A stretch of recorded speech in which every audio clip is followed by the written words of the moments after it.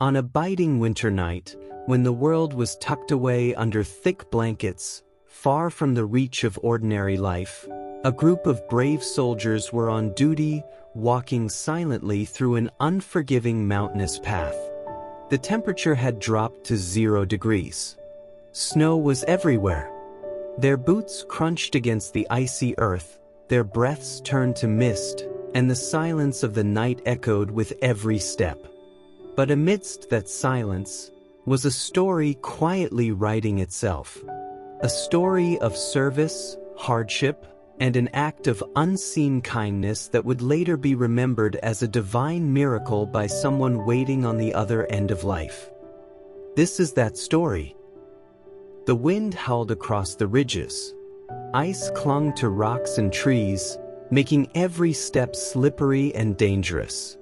A small battalion of soldiers, wrapped in their woolen gear, moved in formation through the treacherous mountain path. They were patrolling a border area, hundreds of miles away from home and warmth. At the front was their commander, a seasoned officer who had seen many winters like this one. But tonight felt heavier, not just because of the weather. His men looked exhausted. The cold had seeped through their gloves, their jackets, and perhaps even their spirits. He could see it in their eyes, tired, red, and watery. This wasn't just another patrol. This was survival. After hours of trudging through the snowy trail, one soldier noticed a small wooden shack in the distance, barely lit, but standing like a promise of hope. It was a local tea shop, familiar to some of the troops from previous journeys. "Sir, there's a tea stall ahead," a soldier shouted, with a sudden burst of energy. For a moment, the group forgot the cold. A warm cup of tea seemed like salvation. A place to rest, even for just 10 minutes, meant everything. But as they got closer, hearts that had just been lifted sank once more. The shop was closed. A rusted lock dangled on the front. No lights, no owner, no warmth. The soldiers stood there, staring at the locked door. No one said anything, but the silence was loud. Their eyes spoke, pleaded even. Not for orders, but for compassion. The commander looked at them one by one. They weren't just men under his command. They were sons, fathers, brothers. And they had been walking for hours in unimaginable cold. He took a deep breath.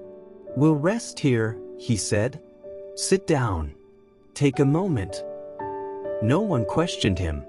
They placed their rifles gently on the snow, leaned back against the wooden walls of the shop, and huddled in silence. One soldier, rubbing his frost-bitten fingers, whispered, "If only we had a cup of tea right now." The commander heard the whisper. He looked at the locked door, then back at his men.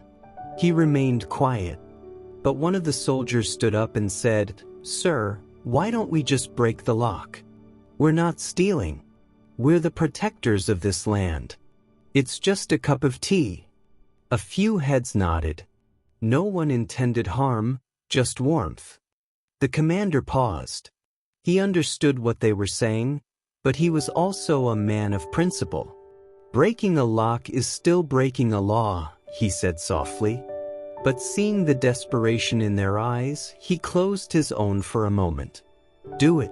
But we must ensure we leave everything as it is, and compensate for what we use."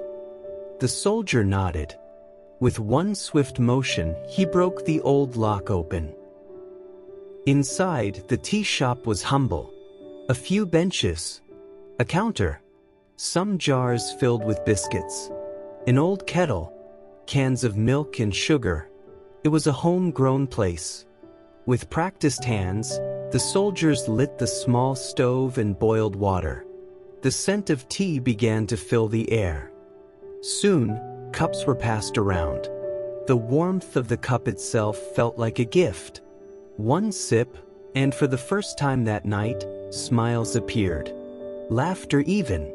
For a moment, They weren't just soldiers on patrol. They were humans finding peace in a storm. The commander didn't drink tea himself. He sat quietly watching his men come back to life.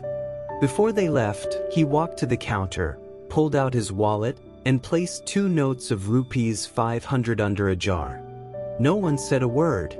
They cleaned up, closed the door gently, and continued their journey into the night. Morning arrived slowly. The sun peeped over the hills, melting snow bit by bit. Birds chirped timidly, and the frost retreated. In a small cottage nearby, a tea shop owner named Ramu opened his eyes. His child had been sick for days. He had tried everything, asked relatives, visited banks, even thought of selling his only source of income, the tea shop. But money never came. And now, he had made up his mind.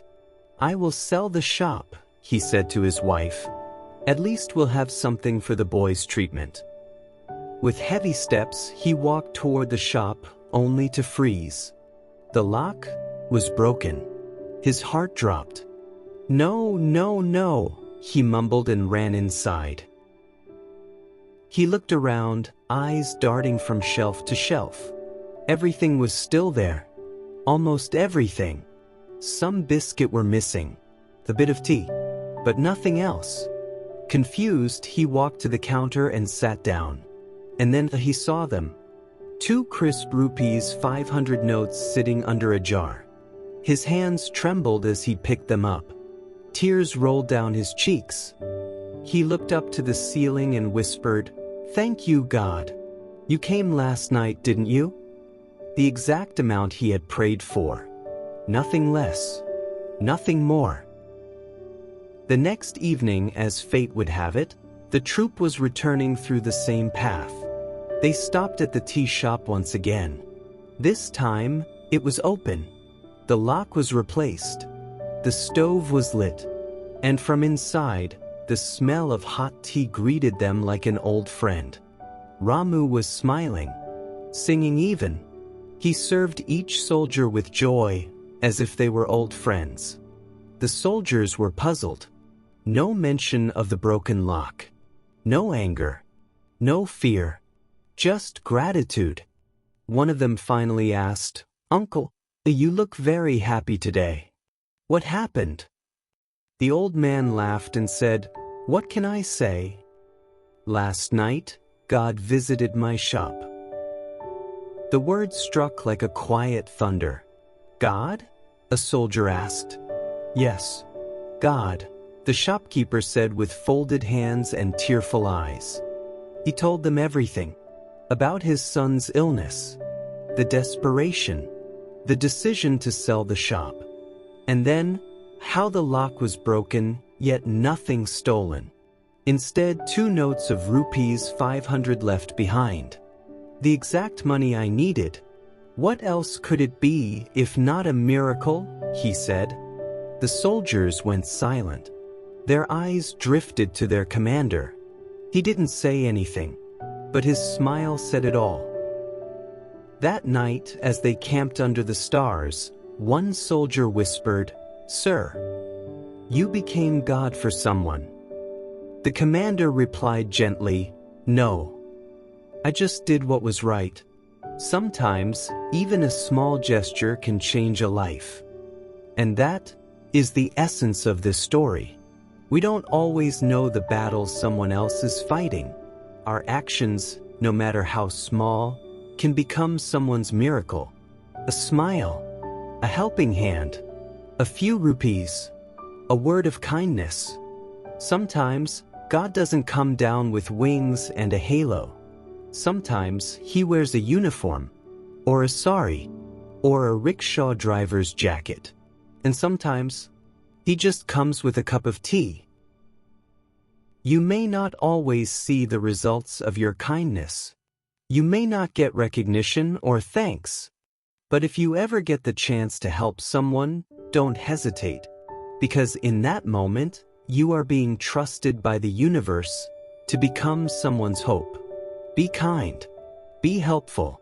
Be human. Sometimes, even a small help from our side can bring a big change in someone's life. You might never know what it meant to them, but to that person, it could be everything. God may not appear in person to help others, but He sends His chosen ones. So whenever life gives you the opportunity, extend your hand to help. You may not feel like a hero, but in someone's eyes, you already are.